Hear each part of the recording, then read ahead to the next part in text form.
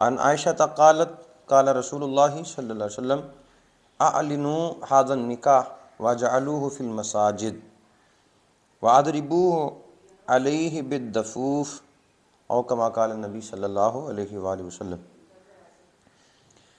حضرت عائشہ صدیقہ رضی اللہ تعالی عنہا سے روایت ہے، آپ فرماتی ہیں کہ رسول اللہ صلی اللہ علیہ وآلہ وسلم نے فرمایا، نکاح کی تشہیر کیا کرو، مساجد میں نکاح کرو اور ان مواقع پر دفوف بجایا کرو۔ تو چونکہ یہ ضعیف روایت ہے، اس لیے ہمارے علماء فرماتے ہیں کہ مسجد کے اندر نکاح کرنا مستحب ہے، سنت نہیں، مستحب عمل ہے۔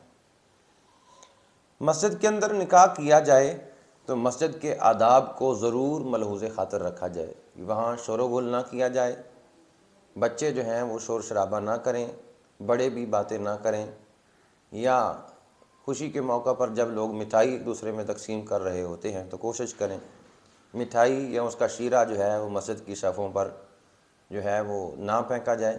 یہ مساجد کے آداب جو ہیں ان کو ملحوظ خاطر رکھا جائے۔ اگر مسجد کا تقدس پامال نہ ہو تو پھر مسجد میں نکاح کرنے میں کوئی حرج نہیں ہے، بلکہ مسجد میں نکاح کرنا مستحب ہے۔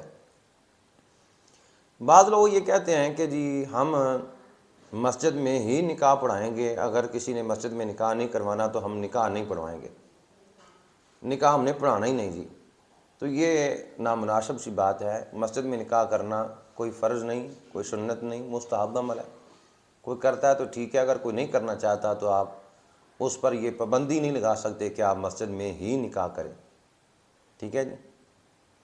اور